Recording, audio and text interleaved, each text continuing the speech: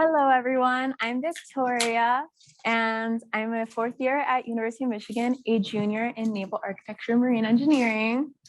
So this is a little bit about my path to Michigan and my path to name. So my roots, my parents are both from Mexico.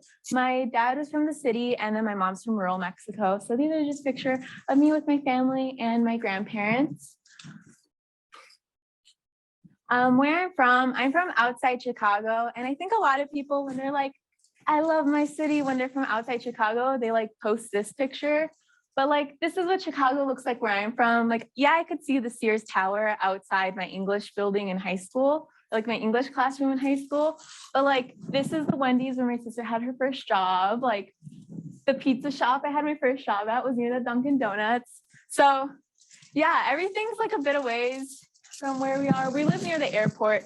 So like Chicago could be, well, the city could be like 20 minutes away. To be technically in Chicago would be 5 minutes away. But I don't know. I like a realistic idea of where I'm from. I feel like a lot of people are like, I love my city. It's like, this is your view of the city, people. So yeah. The early years, what do I want to be when I grow up? So I think when I was really little, I was convinced like I wanted to be a masseuse because my mom told me they make good money. And because of that, I would practice my masseuse skills all the time and all my family members. So it was kind of a smart thing for my mom to tell me. Then probably like fourth grade, I was like, maybe I want to be a ballerina or an author. Middle school, I got more angsty. So I'm like, maybe I want to be a tattoo artist or a neurosurgeon. And then eventually I decided I would become an engineer. And then what do I want to be when I grow up? I want to care for people. I want to be happy, and I want to be able to provide for my family. So the early years, a little bit about myself when I was little. My sister thought I was something else when she saw me talking to plants. I think this is in second grade, and we just learned about like photosynthesis and like kind of like how plants need carbon dioxide and they give back oxygen. So my sister just caught me like in the corner of the dining room, like talking to a plant, whispering to it like, hello, like the breathiest breath talk ever to it. She's like, what are you doing? Like, I'm giving it carbon dioxide. So yeah, I liked being creative. So I would rough sew things. I remember like sewing a dress for my Barbies or like sewing a scarf for a little stuffed pig. I liked drawing. I liked putting things together with like cardboard. I loved reading. I was imaginative. So I think when I learned about magnetism and learned that like they repel each other so much that a magnet can float, I was like, why don't we make cars out of these? Why don't we just make the road a gigantic magnet and every car is a magnet and we're all just like in levitating cars? And then like, well, how do we stop the cars? I don't know. Flying shoes, like, why don't we just put like propellers on shoes and fly? I don't know. Most of my playing was with dolls or stuffed animals. I think when I was little, I wished I could play with Legos more, but I don't know. I think they were kind of more considered a boy toy where I was from. And I think that, well, I know it's a toy for everyone. I think that it was like a little bit like, I don't know. I feel like where my family comes from, they weren't too concerned of like, what is most the enriching toys? And I learned that more as I got older. And like, my mom never rubbed it in our face of like, when I was little, we didn't have dolls. We had to make dolls out of corn husk. But I think that put into perspective, like not having Legos is not a big deal because I had plenty of other things to play with. I put Ivy around the picture because when I would play with my friends in elementary school, we would play mostly DC comic book characters. So someone would be like Batman and like the Joker, and I would usually end up being Poison Ivy because there was limited choices. So yeah, that's why I have Ivy around the picture. My favorite movies, I have Ratatouille in here, and there's a quote from Ratatouille of anyone can cook, but I realize only now do I truly understand what he meant. Not everyone can become a great artist, but a great artist can come from anywhere. And then my all-time favorite movie is Babe the Gallant Pig. So it's just a little farm pig who wants to become a sheepdog someday. And I don't know, I think I love these movies just because they're feel-good movies. But I think a lot of it helped me frame my mindset of like what one can do. And so I think the next transitions there is why I like these movies, especially now that I'm older, is kind of like where I stand in like my demographic in STEM. So roughly, like they say, women make 50% of the STEM, but that's including like the healthcare fields. And then once you minimize the healthcare fields, it's about a quarter in STEM. Latinos are only like 2 to 3% of the people in STEM, but we are only like a fifth of the population. So with that in mind, but still 2 to 3 is kind of low. So it's like, how do we get to places like Michigan College of Engineering or Naval Architecture, Marine Engineering? So this is a little bit of why I'm sharing how I got here. The middle years, I did boxing and Taekwondo a little. The middle years were very transitional for me, as they are for most people. But my routine consisted a lot of, going to school, going to boxing some days of the week, going to Taekwondo some days of the week. And I think that gave my life a lot of stability because also during that time, like my father was incarcerated, dealing with going from like a 2-income family to a 1-income family was just a big transition. But I think that like school activities gave me a good outlet. And I think that having a regular routine really helped me in that transition and gave a lot of other adults in my life who really cared about me and give perspective. So yeah, I did Lego robotics in middle school. Fun fact, I didn't actually touch the Legos much. I mostly did the presentations because some of the other people were really micromanaging. So if I did something and it was going a little too slow, they would kind of just like take the Legos away from me. So I worked on the presentations for the Lego robotics project. But because of that, I think it motivated me to try to pursue more engineering related things in high school and a chance to kind of have my own autonomy in engineering spaces that I didn't really have in that space.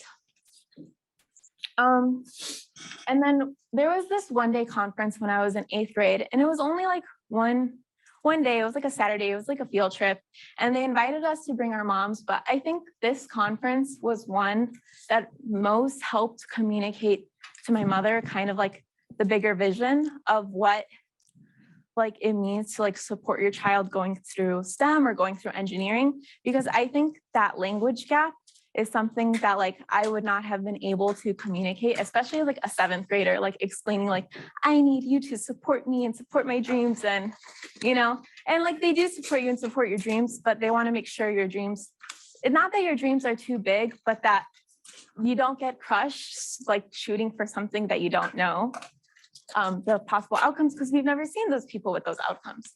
So I think there was one of the conferences that really helped like combat that language gap, in a way, a little bit of the cultural gap.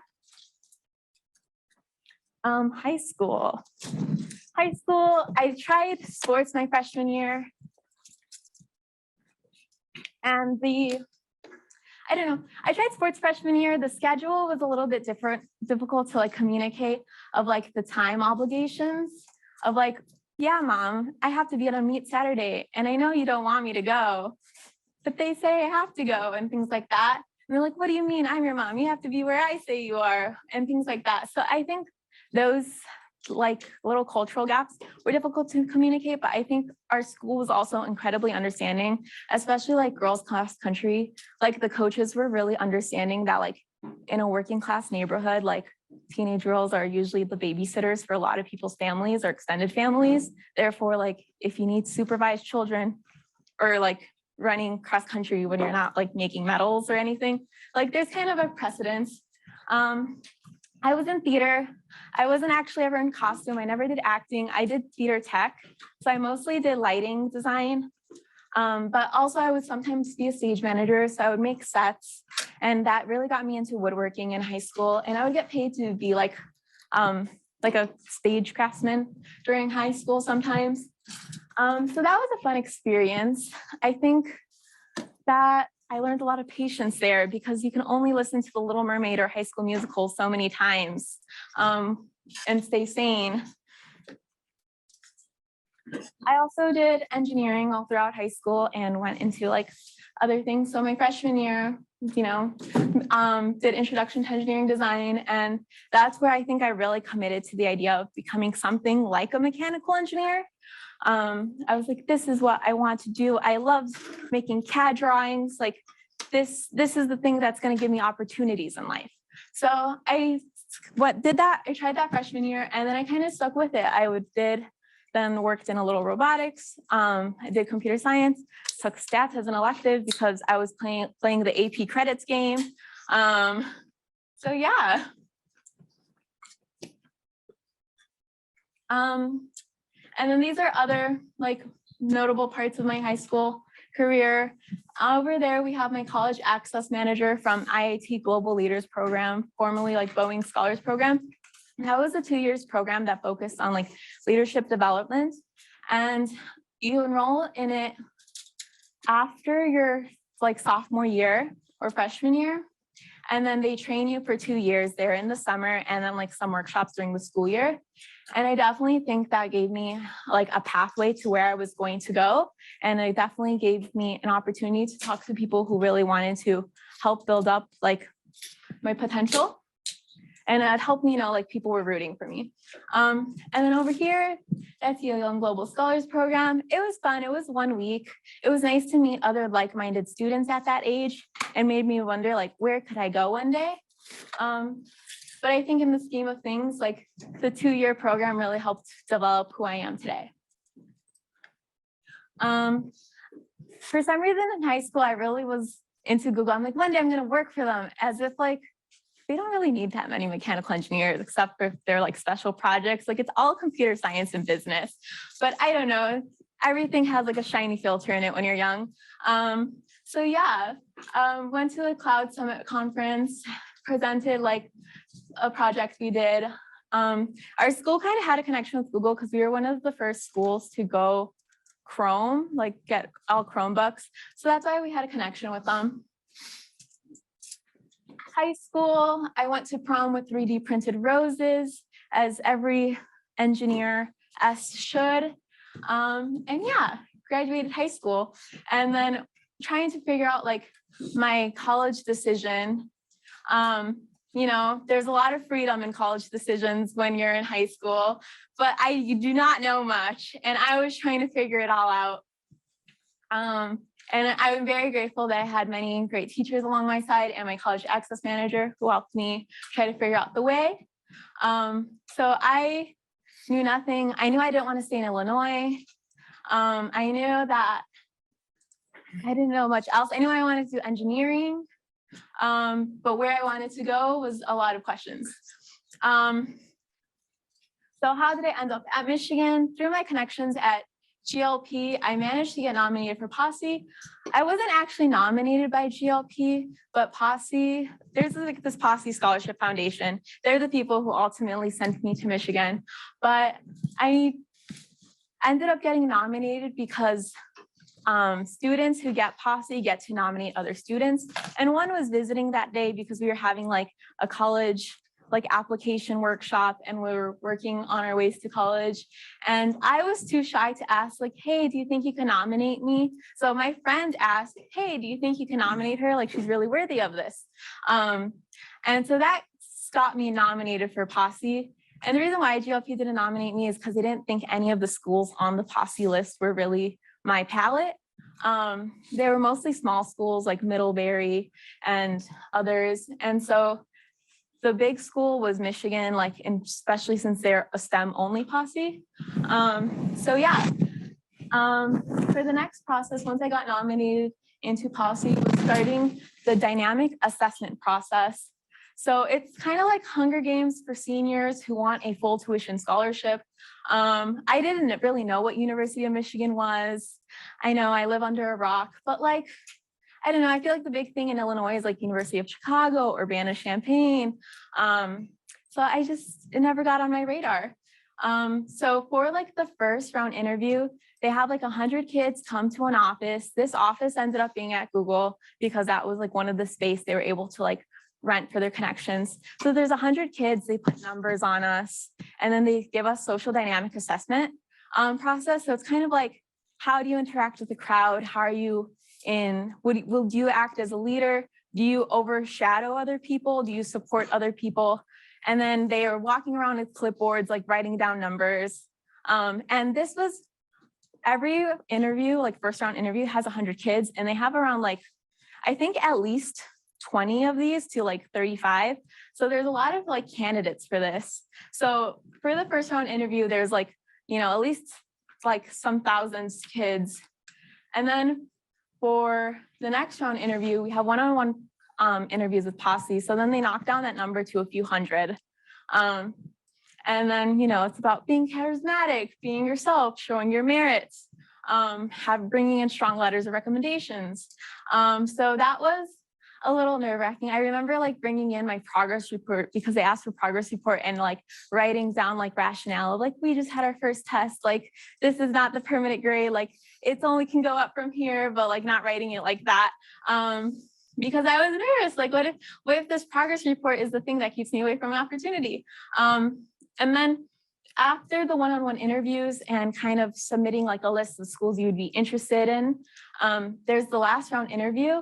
And in this last round interview, they have people from Michigan come in, like admissions, and like some other people kind of also in financial aid come in, and there's 20 students there for another like social dynamic assessment, except now there's 20 students and, you know, only 10 kids are gonna make it. So it's like being friendly to everyone, but also like you want to be one of the last 10 standing. So yeah. I kind of didn't know if I really want Michigan at that point. So I think that helped take away a lot of my nerves. Because I was like, it is what it is. It happens if it happens. And at that point, like, I didn't know what decision I wanted. So I'm like, somebody else is going to make the decision. If it's a yes or no, we'll work with it. So I think that helped me really be my authentic self at that last round interview. And then I got a phone call while I was like with my mom at Denny's. They're like, you made it into Michigan. And I was like, nice, thanks. And that was not the reaction they were expecting, because apparently like a lot of other kids like scream, they go hard. That's like not my temper. So I was like, thanks, lovely phone call. Like, you know, and they're like, how do you feel? I'm like, I'm excited, you know? So yeah, and they're like, why aren't you screaming? I'm like, I'm at Denny's right now. Like, I'm in public. And they're like, oh, okay, well, congratulations. So yeah. So now I do like pre-collegiate training, my second semester of senior year. So we train for 2 to 3 hours a week. It's like, teach us a little bit about how to adapt to new spaces, to new people. And I think one of the better things about it is learning to adapt to like new spaces. And I think what sometimes a lot of people are timid about adapting to new spaces because we feel like we need to fit a mold to adapt spaces, or we need to learn new parts of ourselves. But I think that Posse really emphasizes learning how to adapt to new spaces by growing into those spaces and growing with other people into those new spaces and being open-minded about the people in those spaces. And I think that it's just been a very helpful mindset in learning of like, how do I find my place in all of these different areas I'm going to be going into. STEM immersion, this was the summer after my senior year. So this is my first time at Michigan. I've been committed, early decision to Michigan, never been there once until they finally bring me here. And they're like, yep, this is where you're gonna stay forever. I'm like, oh, yay. So that was an exciting experience. And then for orientation, I ended up going to Alma, which is like the Hispanic orientation. And it was exciting to meet so many new people. And it also helped me give like a sense of confidence of like, this is where, I don't know, like I was nice coming into like first like semester and going to Bursley and eating and being like, I know one person in the dining hall, like kind of by name, or at least I know their face. So that was a really nice experience. And it's like a 3-day camping orientation, which is a little bit different than regular freshman orientation, which I also went to, but I feel like there's so many people there, it's difficult to get names and really connect to people. And sometimes you do make those connections, but I think this was just helpful because it's like 6 girls in a log cabin, like just giggle all night and get to know each other really well. So yeah, that's how I ended up at Michigan. I was excited to try so many new things. I did rock climb a little bit in high school, but nothing like they do have in Ann Arbor. I joined the boxing team my freshman year. So that was something I was excited to get back into. I learned how to windsurf during COVID. So a lot of new things to try. And it was just fun to go into a new milestone in my life. I was a very undecided person. So after my freshman year, I did a study abroad in China underneath the nuclear department. And it was fun. It was a new experience, but I still, after that experience, I didn't feel like I was going to join the nuclear engineering department. I felt like mechanical, like, I don't know, I wanted something more specific. Computer science is too big of a learning environment. So I really couldn't guarantee myself to like anything. So I was feeling so undecided. And yeah, in my internship in China, I ended up doing like ANSYS and CFD, was trying to model pipes and seeing like the Stru Hall number to see like resonance in pipes. So it was a fun little project. I didn't really know what Stru Hall number meant at that time. They were like, do this and do this and do this, like in a very applied way. And now after taking like 320, I'm like, oh, that's what Stru Hall number is. It's a non-dimensional number. So that's exciting to be a name and have things finally make sense of what I was doing back then. But yeah, trying to pick a major when there's less freedom, kind of, in terms of like, I'm running out of time, I need to pick really fast, but now I have a lot of knowledge of like, okay, this is what all of these different majors consist of, but I still feel like I don't know which one to pick. So this is stressful, so I pick a major. So then how did I end up in name? I was in a Congolese dance class.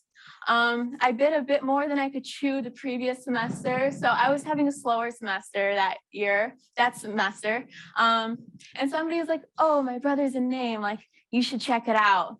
And I was like, what's name? Like, what does that mean? Yeah. And then the name open house emails came in my inbox and I was like, oh, like, somebody told me about that, so it stuck out more. Warren said I could take an extra sandwich, and you know, where I am from, like, you express your love with food. So I was like, oh my gosh, he must really care about his kids. He told me to take an extra sandwich. Like, I'm so special and chosen. Yeah, and then there was a ball, there's the Navy ball, and I saw Warren there, and I was wondering, like, why does everyone love him? He probably doesn't remember me. So that's my outfit at the ball, you know, thinking like, should I join name? I don't know, maybe. And then lastly, I saw Will and Naya and name, and that kind of made me feel like, okay, at least I know a few people. I knew Naya from boxing, and well, boxing is a very individual sport, and we don't have like too much time to bond with people. I think that I knew she had her stuff together. I was like, okay, if Naya's got this, like Naya drove me home from Lansing that one day. She made sure I was warmed up and had my braids in that one day. Like I got this. And then I think I made Will promise to me, like, I'm gonna join name and you're gonna take care of me, okay?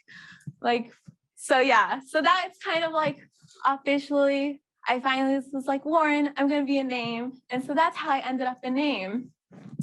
So yeah, so that's how I arrived at name.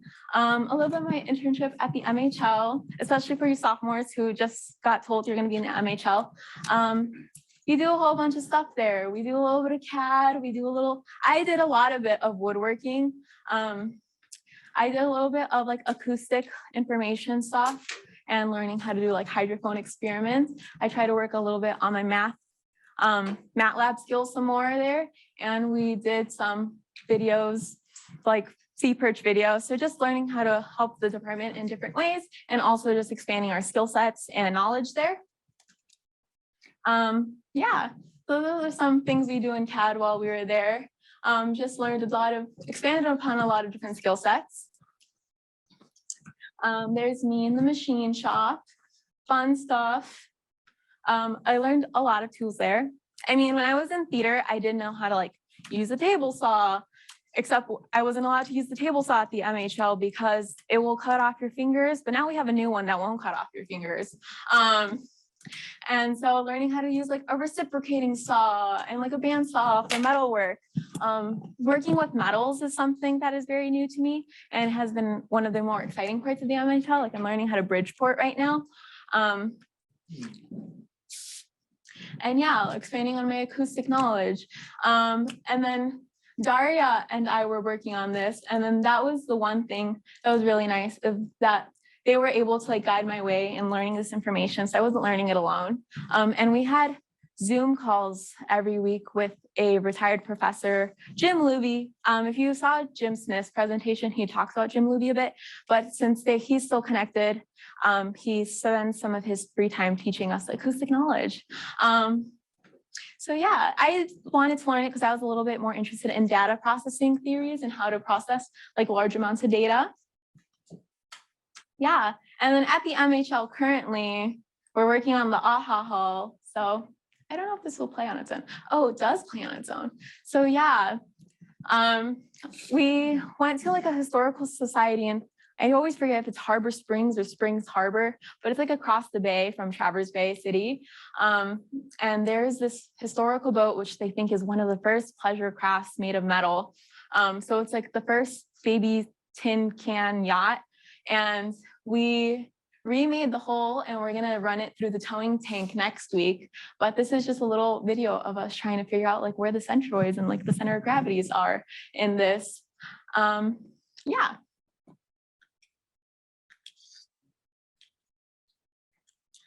So what might the future hold for me? This summer, I know I'm going to, well, this school year, we're gonna finish the AHA project. And then I plan on continuing in the summer a little bit, but I'm planning on continuing in the summer as like a part-time position, maybe more helping the newer students come in and teaching them some skills. This summer, I also have lined up a edict internship with Noria Energy. They were kind of interested in like the marine engineering background I had, as they make solar panels that float on the water, like near San Francisco. So I'm very fortunate to like have heard back from them like earlier this month. And I'm looking forward to that opportunity this summer. And I don't know what I'm gonna do necessarily once I leave undergraduate school. I was thinking maybe grad school, maybe doing like School of Information or something. Still a lot of things I'm considering, but yeah. Closing thoughts. This is me and my mom. I don't know. Sometimes it's still difficult to explain like what naval architecture, marine engineering is to her. Like I finally learned how to say it in Spanish. Like that was its own hurdle. Arquitectura naval y ingeniería marina. Like, you know, it's the same thing, but like it still goes over people's head because it goes over people's head in English.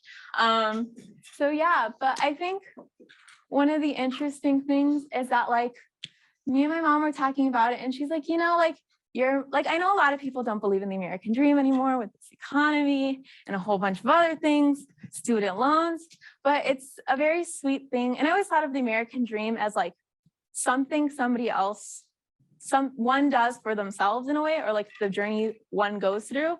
But my mom told me like I'm her American dream, and that was very sweet to me. So that's my closing thought. Yeah. Thank you.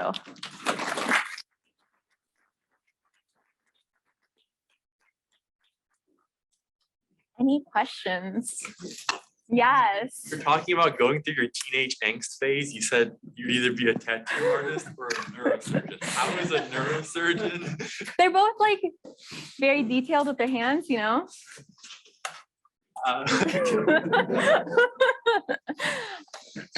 I figured like I needed range and options. You'd mess with their brains to make them angsty too. Oh, no lobotomy here.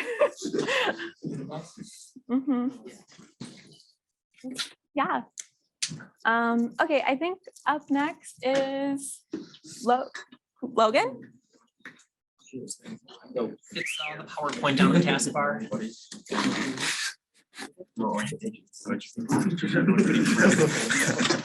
Yes. Oh. Yeah, y'all gonna just hear me scarf down salad while you're presenting. That'll make a difference.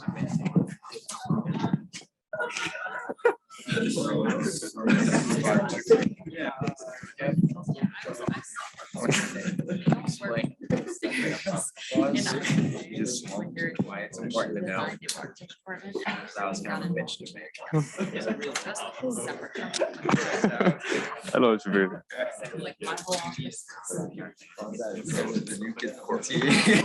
Oh. So, All right, everybody, my name is Logan. I am a junior here at NAME, and this is going to be a presentation about how I got to U of M. So where I'm from Livonia and Northville, and then now I live in Ann Arbor, but just to give you an idea where it is, how close.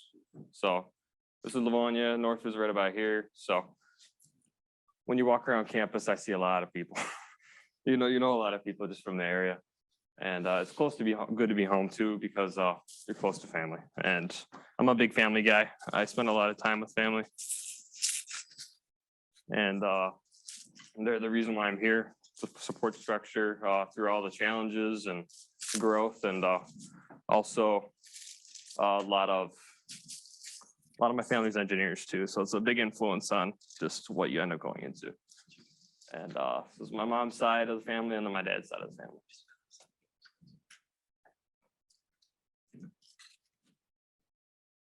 Where do you point this?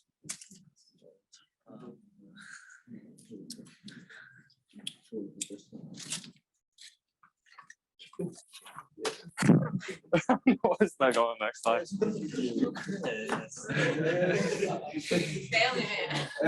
There you go. We'll let you just see my family in the meantime. Grandfather, my sister, mom, cousin. Yeah. Did I hit it?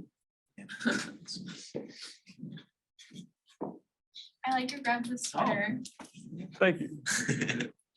There we go. I accidentally clicked you out of there. Cool, you're good. Thank you. Some of my hobbies is to get to know me more. I played soccer growing up for about 11 years.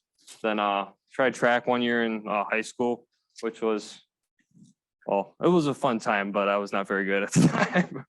Once I got into college, I got into rock climbing and jujitsu. One of my friends talked me into doing, and it's always a good workout. Come back all beat up and tired, but it's a good time. And then since I was little, cards and euchre all the way.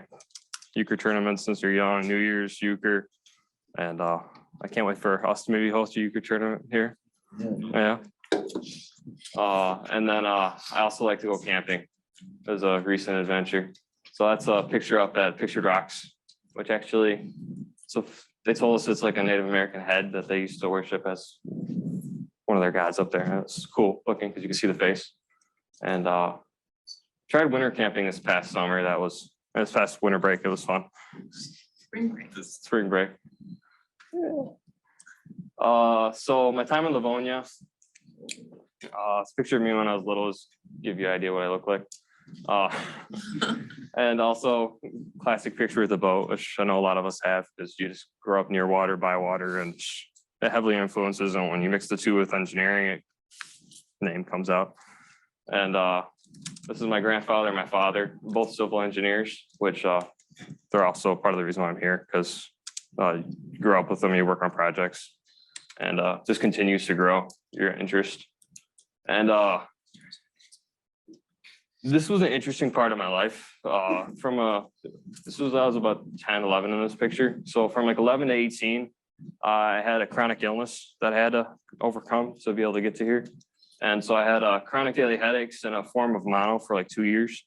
So nauseous, dizzy, headaches 24/7. So it was a bit rough, as you can see in that picture. And so I left school end of 6th grade due to just everything. And then I came back in 7th grade, lasted about half a year. And then I left public school and went to online school, and as well as homeschooling between the two. So it took me all the way up till junior year to get back into high school.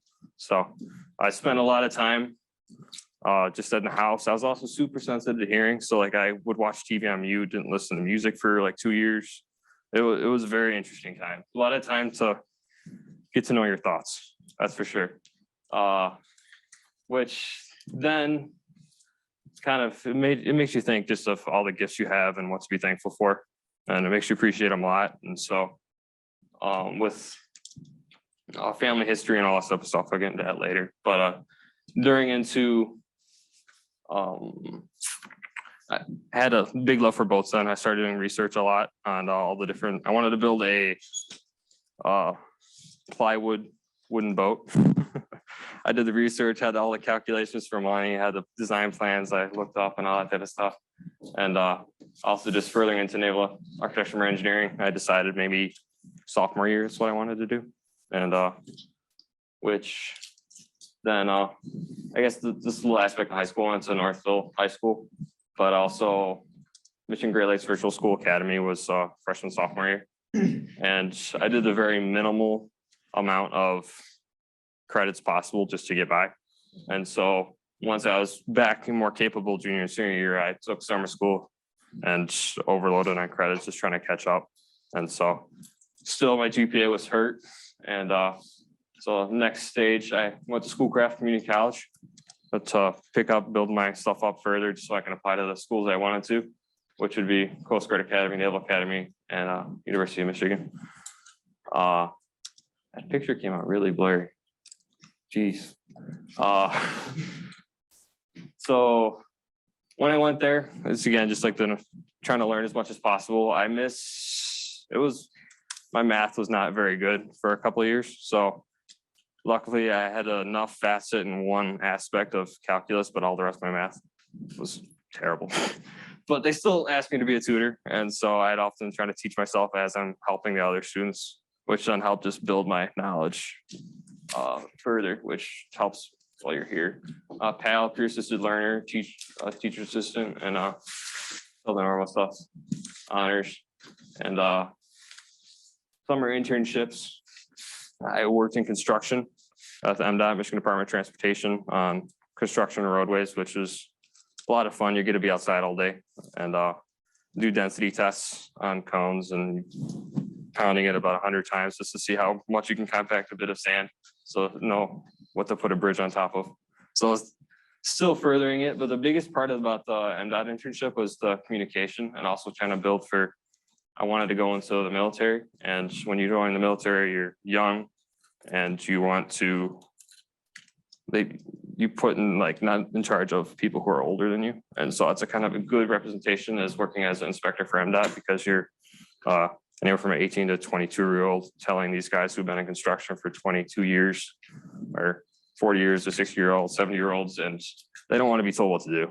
And they're also trying to save money too, so they're cheat. Yeah, you gotta stay on top of it. So that whole process. So it was a great learning experience. That's the one thing I'm going to be honest. I never thought I was going to come here. I grew up a Spartan fan, as you can see. I bled green for a lot of years, but then it all changed now. And so now I finally got my family to wear name attire. They refused to wear Michigan attire, but they wore a name, which is also why you saw my purchase being the highest on this past U merch, because I need to get them all supporting U of M.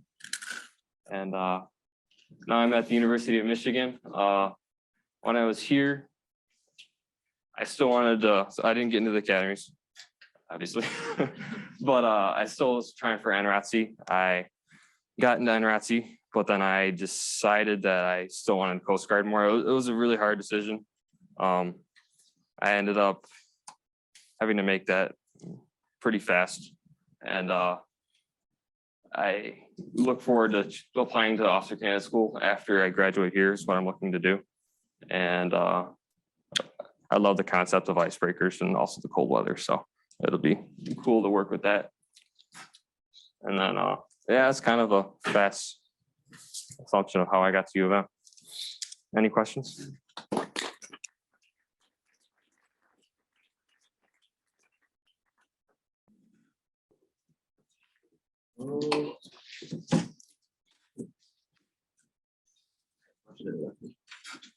Sorry. Like, Did you end up going in your high school or did you just I was there all senior year, junior year is there halftime. So, yeah. But I still went to prom and all that type of stuff, but wasn't part of any clubs, and that was it was an interesting transition because all the people I knew in middle school like completely forgot about me. So I grew up with them, and then you go back and they're all different people. It's very, very interesting. But did you ever consider the Great Lakes Maritime Academy in Traverse City? Is that the one that you were talking about? Great Lakes Maritime Academy. Is that the Merchant Marines or? Yeah, it's Yeah. the Merchant Marine one. I've looked into it. I've actually recently, last weekend, had someone challenge me to look into it and apply. It was just some stranger. So you never know what the future may hold. Maybe I'll look into it. But they do very interesting things there as well.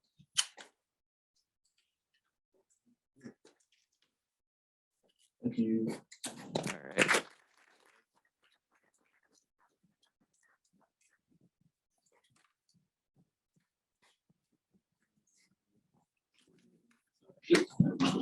Right there. So I'm really scratch against something. So that's what happened.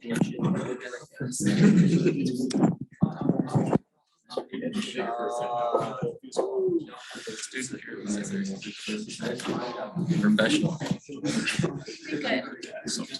I understand. Wait. Cool.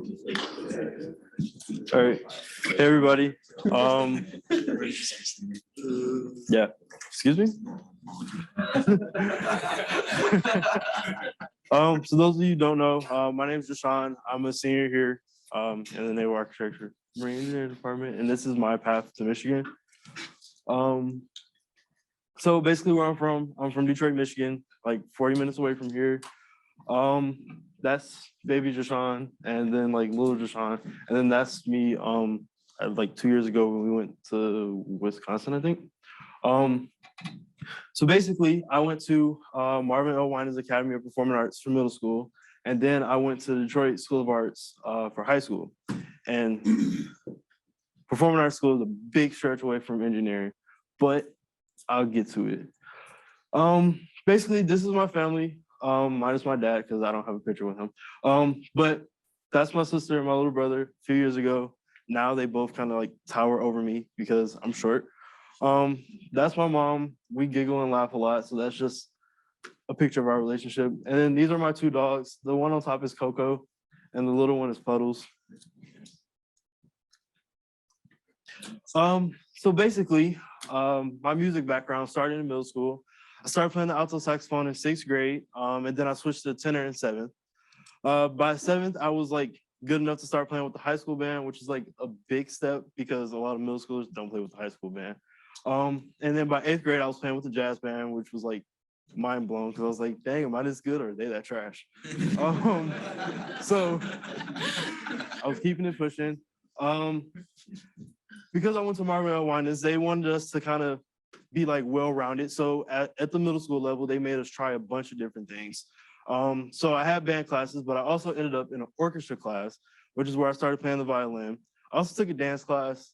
I failed that, but ended up playing violin. I was first chair in the intermediate orchestra, which for those who don't know, first chair is like the best violin in the orchestra. So I was crushing it. Then also ended up in the first section in the advanced orchestra for middle school, which also raised the question, if I started that semester, am I that good or are they that trash? So then once 9th grade came around, I had to make a choice because that's when I actually had to declare like what my major was. And I chose band, so I dropped the orchestra stuff. But Marvin L. Winans, the high school ended up closing after my 9th grade year. And that's when I transferred to Detroit School of Arts. Oh, but these are just like a couple pictures from middle school.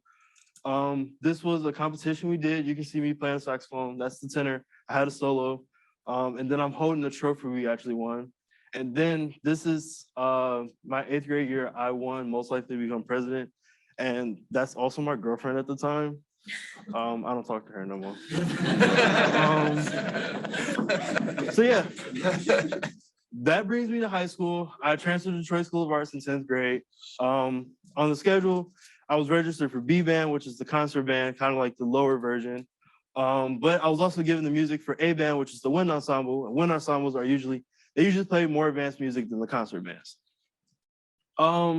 2 weeks into the first semester, I was switched out of beginner's music theory. They make everybody who's like a music major take music theory. But they was like, oh, you're too good for this. So they took me out of music theory and put me in a jazz band. And like at this point, I was playing with like the big dogs. And since Detroit School of Arts is actually down the street from Wayne State, we had a lot of the Wayne State professors actually come in and work with us. And so that was really like a huge step because I was actually working with like people who's been in the jazz industry. So I was just like, I am really feeling this. I'm rocking with this. It was great. I always wanted to play the clarinet. My band director in middle school wouldn't let me switch. So when I got to high school, I was able to like free reign, do whatever I wanted. So I started playing clarinet like during the winter break, you know, in December, you have those 2 weeks off. I took clarinet home. I practiced like my butt off. My mom got tired of me sounding like a seagull, but it was cool because I was doing what I wanted to do. So I came back. There was a song we were playing. I want to say it was like English folk song Sweet by, I think it's like Ralph Williams or something like that. But I came back, we had a playing test, and like, mind you, no one else has seen me with a clarinet. And I just come in walking with like this thing, like this tall. And they're like, what are you doing? You play saxophone? I was like, no, I play clarinet now. So I came in there, took the playing test, and like took everybody's chair. Mind you, this is like a section of, I think about 6 or 7 other people playing clarinet. Got in there, took the test, outplayed all of them. Technically, should have been first chair, because the guy who was playing first chair, he messed up. He played E natural, he was supposed to play E flat. I played it right the first time, but obviously saying that I had only been playing for like a month and a half, he wasn't gonna give me first chair. But he gave me second chair, and that was cool. Also 10th grade, I became the co-captain of the school's first robotics team. That was a big step in like a different direction because like I had never done anything with robotics. And I was like, you know what? I'm gonna just try it. Me and my best friend, he was like, let's just do it together. We did it. We became co-captains and we just like led the team. 11th grade, I was able to join orchestra again, this time playing the cello instead of the violin. What happened was the cellos that we had, they had all graduated. So the band director was like, hey, we need somebody to like help out. I was like, okay, I always wanted to play the cello. Why not? So I started playing the cello and yeah, I played the cello. It's pretty bad at it at first. I got better, a lot better. And so at this point, I was in the concert band, the wind ensemble, the string orchestra, the full orchestra, the marching band, and the DPS all city marching band. And also in my junior year, I started training to be the drum major and learning the flute because why stop? So I just started learning everything. So at that point, I was training to be drum major and learning the flute. These are a few pictures. This is me playing the saxophone. Somebody like put me on the Snapchat and said, okay, Deshaun, because I was killing it. You can see me there playing the cello, like right there. That's a picture of me in my drum major uniform. They call the hat a Q-tip because it looks like a Q-tip. And that is a picture of the robot that we made one year. I don't remember what year it was, but that's a picture of the robot we made. And as I was looking for pictures of the robot, I realized I didn't have any pictures of the robot. And I was on the team for like 3 years, 0 pictures. I don't know how I did it, but continuing on, 12th grade, I started playing the flute in the concert band and the jazz band. So at this point, I was playing the flute and concert band, the clarinet and wind ensemble, and the saxophone in jazz band, but also the flute and clarinet. So I was just like playing everything. And concert days were terrible because I was in everything. So like, it would literally be me running across the stage, switching instruments. We would start off with jazz band, then we would go into string orchestra. So I had my saxophone, had to switch to the cello. Then we went into concert band, so I had to switch to the flute. Then we went into full orchestra, so I had to switch back to the cello. Then went into wind ensemble, so I had to switch to the clarinet. And so at that point, I was also the drum major for the DSA marching band. So I had my own little band. Then I was the drum major for the DPS CD because we went broke. So they changed the name so we get money. So now DPS CD all city marching band. And at this point, I was the clarinet section leader because I was the best they had. I was saxophone section leader because it's still the best they had. I was co-captain of the robotics team for like 3 seasons now. So sophomore, junior, and senior year. I was in every school ensemble we had. We also started a string quartet, did a saxophone quintet, just did a lot. And I was also playing with the DSO Youth Wind Ensemble, so Detroit Symphony Orchestra. DSA is located right behind the Detroit Symphony Orchestra, like where they do like their concerts and stuff. So a lot of times they come over to the school, they recruit and for their youth ensembles. And the wind ensemble was actually the top performing youth ensemble that they had there. So I was lucky enough to get accepted into that. unfortunately, I wasn't able to continue with it, but it was just a great experience being there for the 2 months that I was there. Even throughout all of this, playing music, doing a lot, I still like kept up in all my academics. I actually graduated as a valedictorian. I want to say I had like $500,000 in scholarships. It was, I don't know, I felt like the king of the world in high school. What's this? Oh, so I put a couple videos in here so you guys can see some of the things that I used to do. I originally was gonna bring my saxophone to play for y'all, but the way the week planned out, that didn't happen. So I'm the guy in the white right here in the front. I don't know if this is gonna play. Oh, here it is. Let's welcome to the field drum major Deshaun White as the band performs I Am Every Woman, I Want to Dance with Somebody, I Have Nothing, a fantastic percussion feature, and the moving and grooving finale, The Show. Drum major, let the show begin.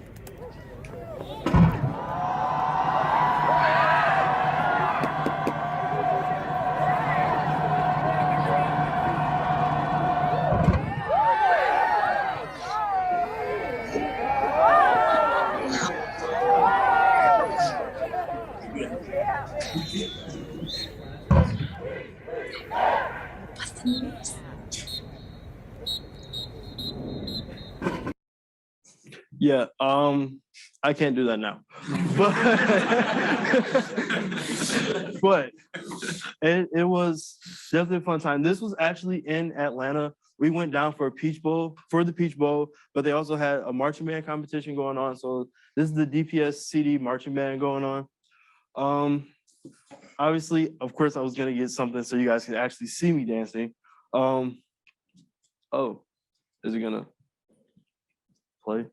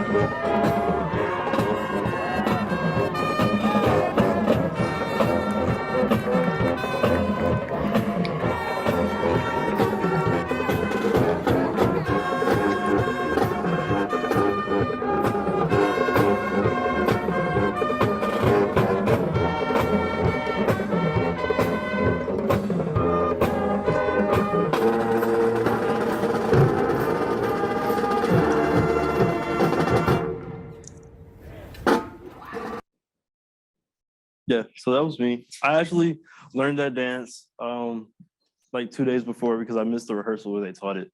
So that was me after 2 days. And so I couldn't bring my saxophone. Next best thing is a video. So this is me playing In a Sentimental Mood at the winter concert of my senior year.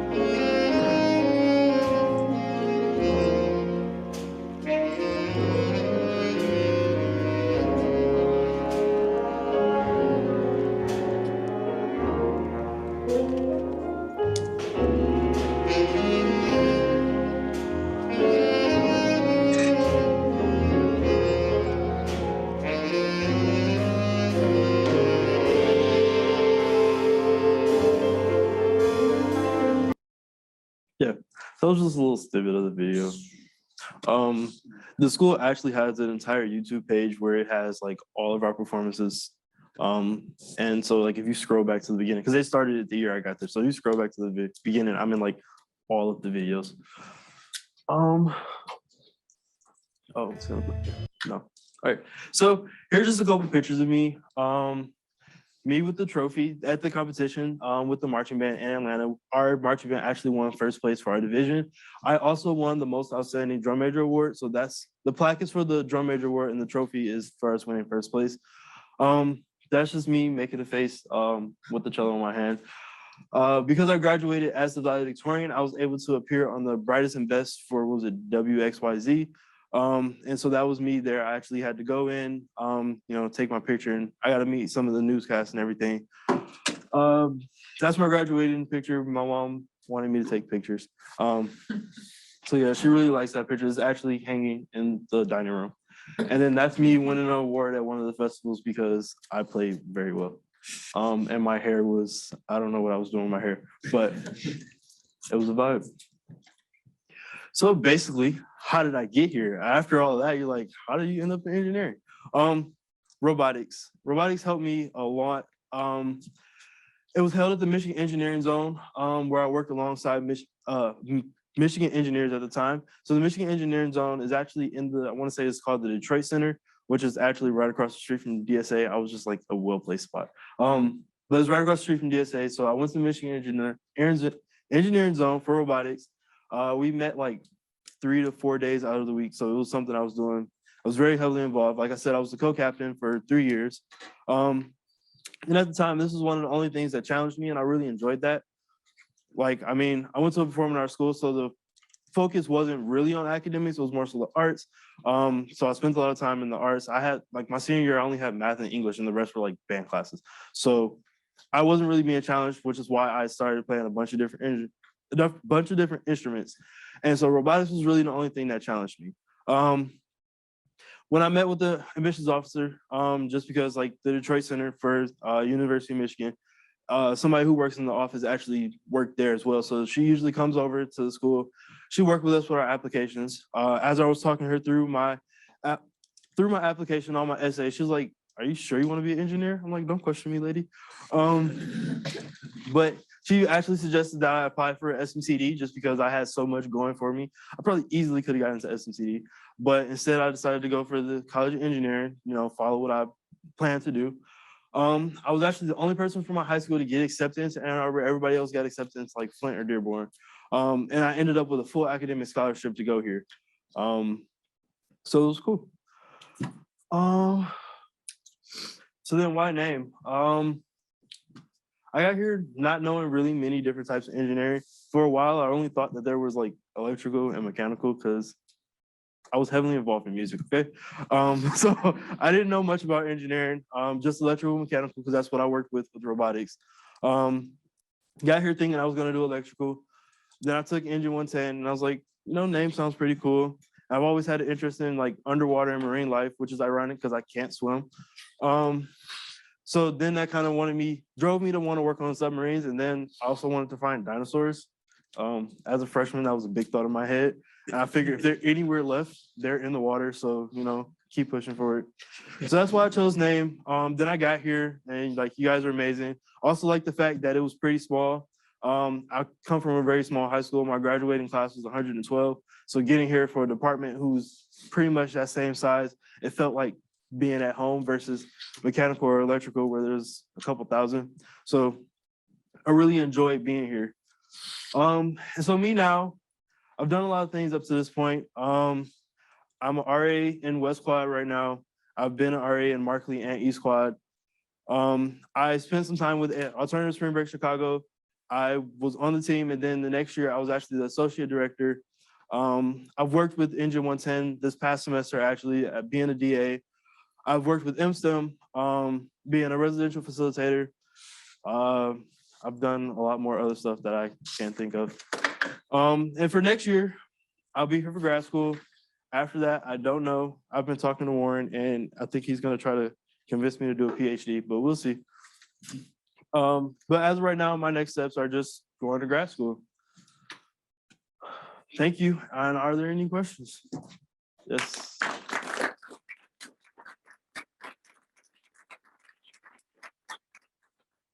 Are you in any bands right now? And if not, don't you miss the music? Currently, I'm not in any bands. I have played in one of the campus bands. I played last year in my junior year. So maybe some of you may have, like that first semester, saw me walk around with a clarinet. But I played during my junior year. I took private lessons here sophomore year, so you probably saw me walking around with my clarinet then as well. Right now, I'm not in any bands. I was gonna try for it last semester, but with everything going on, I was like, maybe I shouldn't. And yeah, I miss it. I miss it every day. I mean, I went from playing it 4 or 5 times a day, every day in high school to barely playing it at all now. I try to play whenever I can, but for the most part, I just listen to it more than anything. Hey, next week, can you teach us all that dance you did on the field? Yeah, of course. Any other questions? Yes. Who are your favorite jazz musicians? Favorite jazz musicians? Actually, the song I was gonna play today, if I had brought my saxophone in, would have been a transcription from Dexter Gordon. I listen to him a lot. I'm also really like listening to Chris Potter. He hasn't released anything lately that I know of, but I've listened to Chris Potter a lot. And that's also another tenor sax player. Yep. Do you guys have any beef with the other bands like in your region? Bro, don't get me started. Renaissance was trash. Cass was trash. Like everybody was trash unless they were me.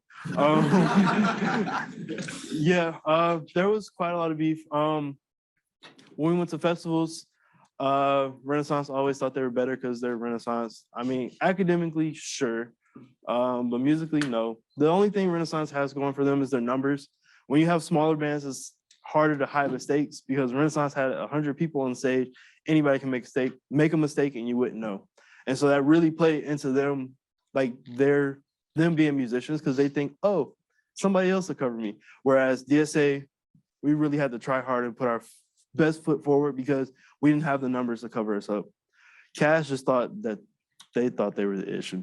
No, not at all. But that was also very, like, many years ago. I can't speak for them now. If you ask me everything, all of them are trash. Any other questions? Basically. Well, thank you all.